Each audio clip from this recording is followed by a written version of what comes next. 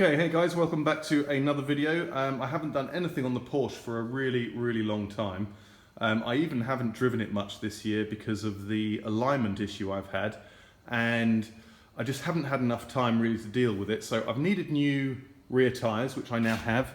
The old ones are over there. I've kept them just in case I might need them for an emergency or something. They've still got a little bit of tread on them. But anyway, so that I've got the new tyres, as I say. So the issue with the car is that it needs an alignment.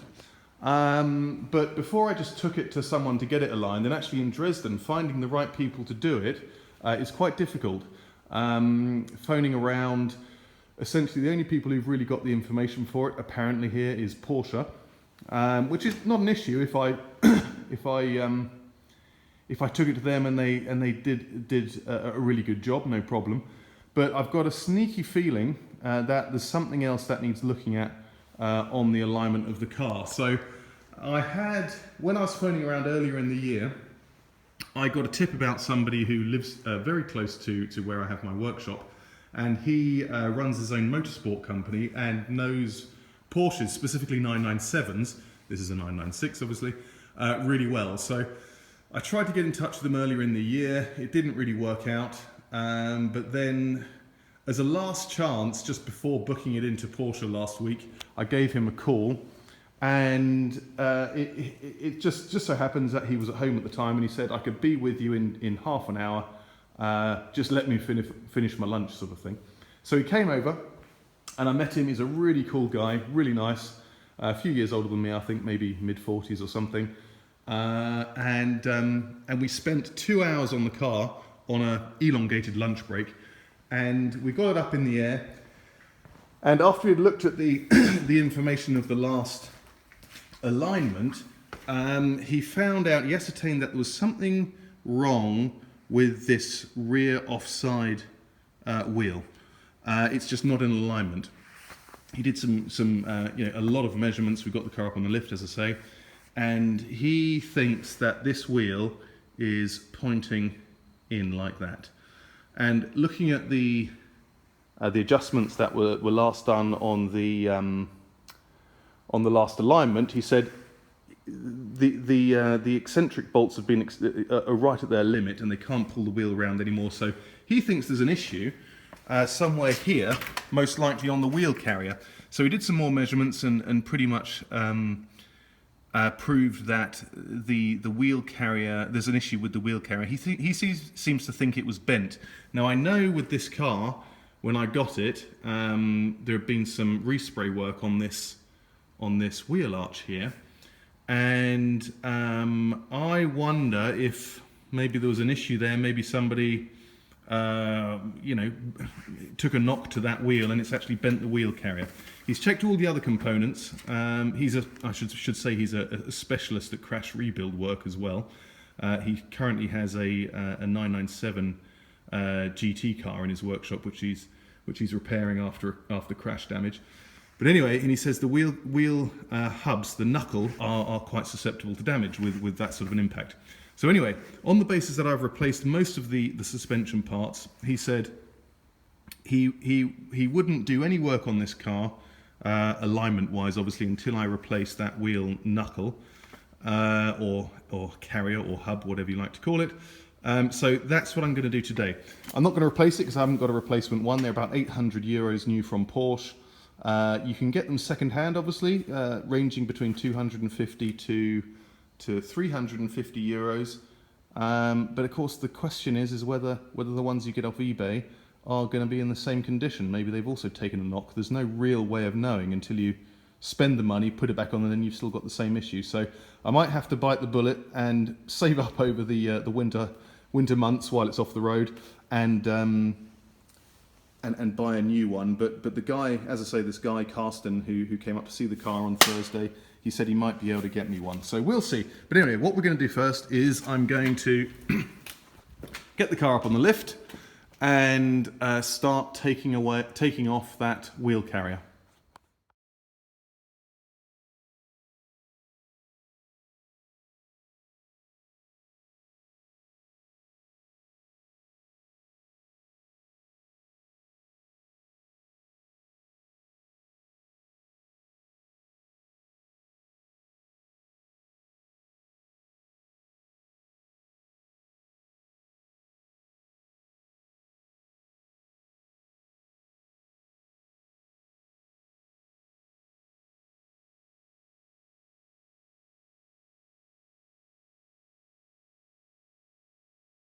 Okay, so you would have seen on the footage there, I actually jacked this up to try and get the hub nut off, or the axle nut.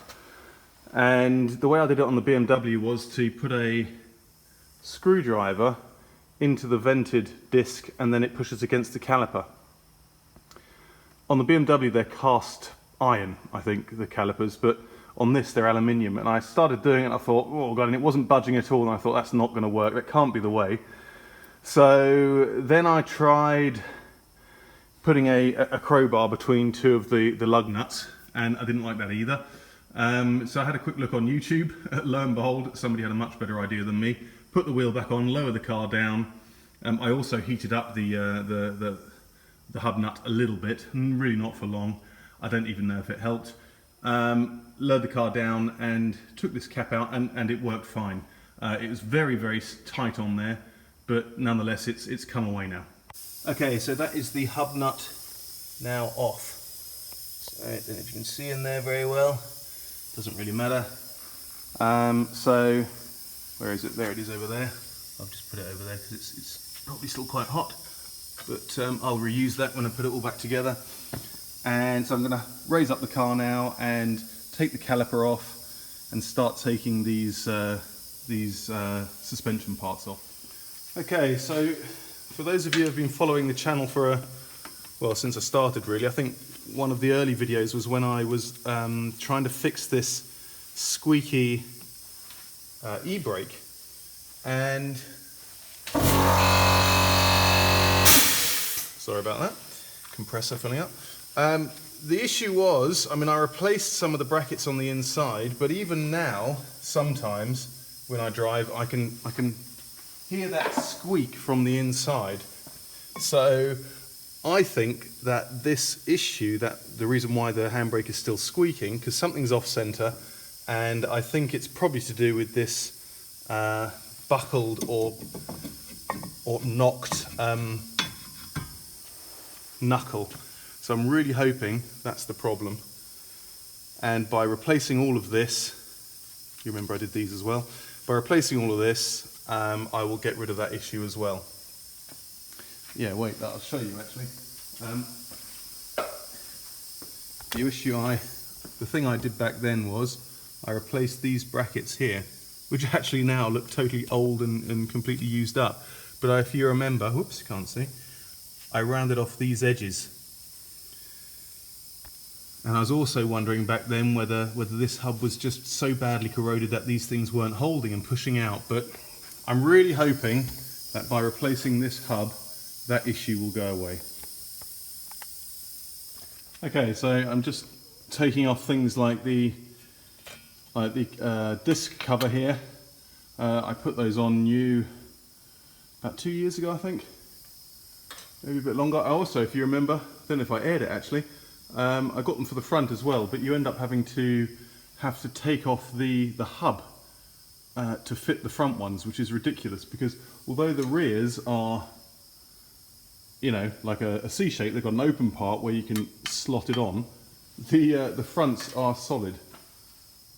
Are they? I think they are. Wait, I've actually got them over here. Yeah, you see? They're absolutely solid, and you can't fit them over the hub, which is ridiculous. You've got to take the hub off to fit them.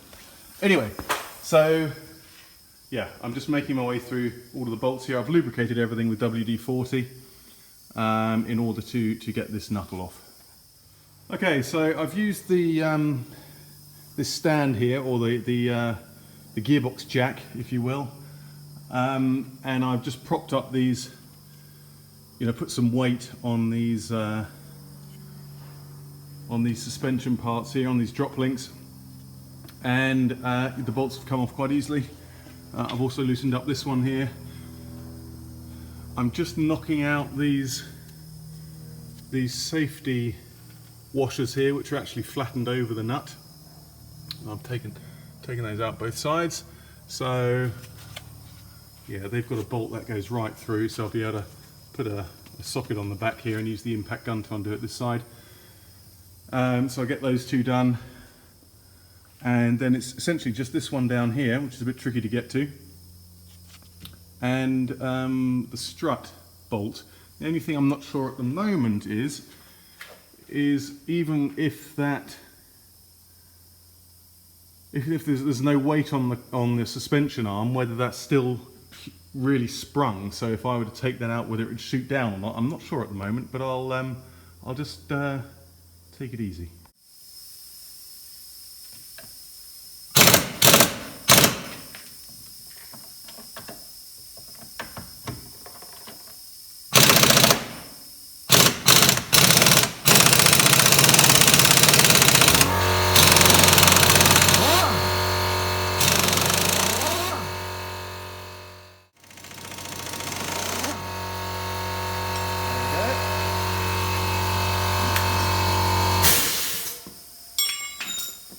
That's that one as well. It's just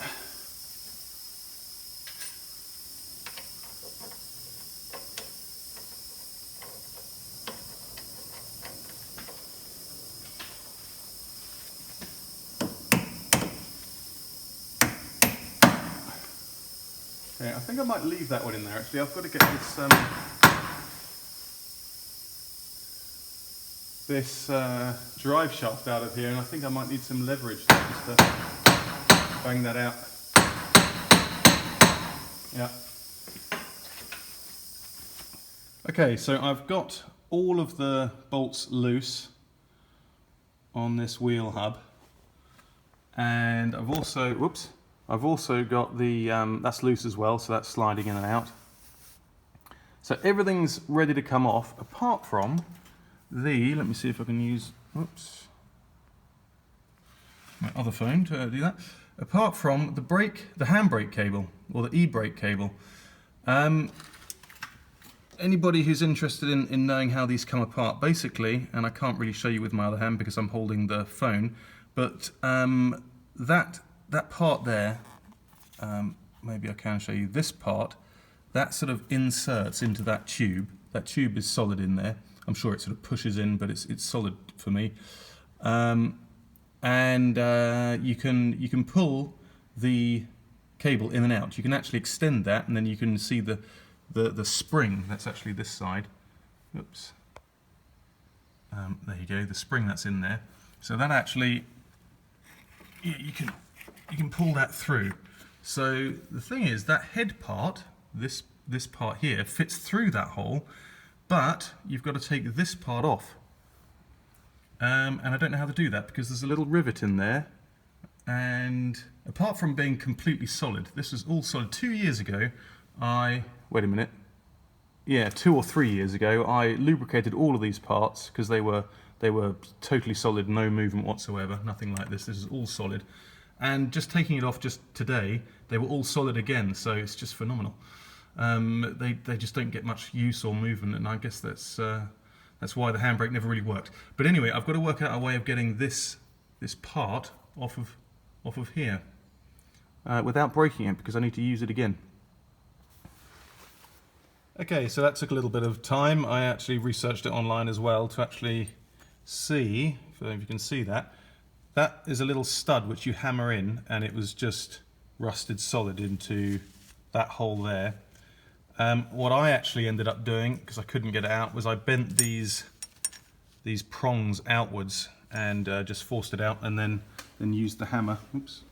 Oh, well, use the hammer to knock that out. But what I'll do is obviously clean that up and lubricate it when I put it back in that hole.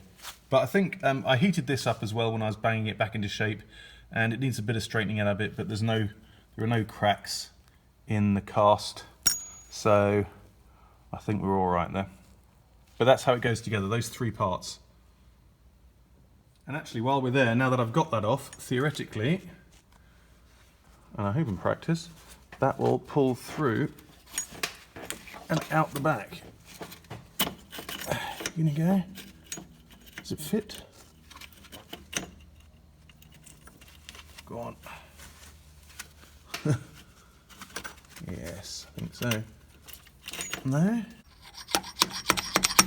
Okay, bit more research, see how I can actually get this handbrake cable out, because it's the only thing that's stopping me taking this off. I can't believe it. Okay, so basically, that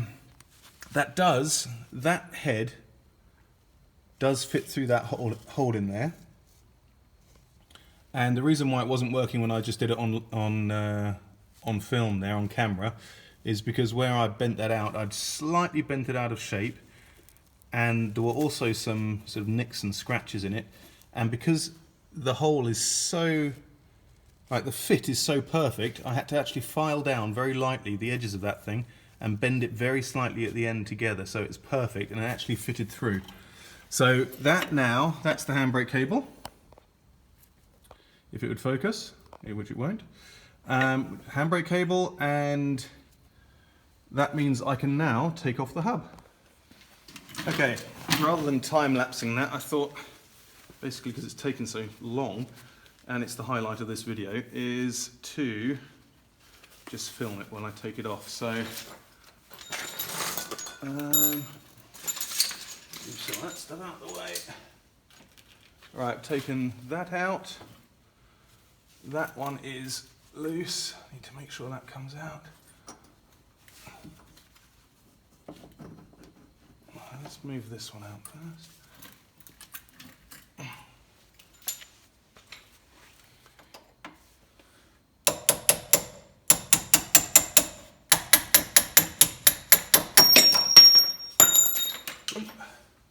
There's quite a lot of spring in those actually.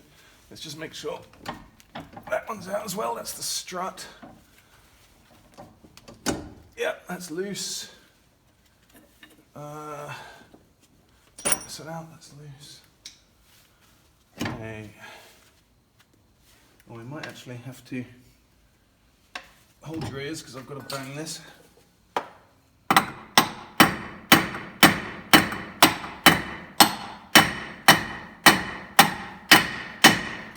I mean, it's not quite as free as I thought. Yes. Put the handbrake cable down in there. I think we're getting somewhere now. Take that one out the bottom. That's all. That bolt's still on the back there. That one off. Just have another quick check to make sure I've taken everything off. All of the cables, that cable, brake caliper is okay out there. Brake caliper is okay. That's free, that's free, that's free. Okay, let's go. Come on. Oh, look at that. Oh, yes. One wheel carrier removed. So, according to the specialist, it's this which is somehow buckled. I still can't quite get my head around how that could be buckled or bent, because it's such a solid piece. And, you know, these are the fixing points up here, here and here, and down there. But if that's what he thinks, then that's what I'm going to have to replace. It's a shame because it's probably the most expensive part on this part of the suspension. You know, all these parts, these drop links and control arms aren't hugely expensive, but this bloody thing is like 800 euros. And that's without all of the hub and the bearings. So yeah, quite a costly thing. But anyway, there it is, out. Very pleased. I'm going to go home now.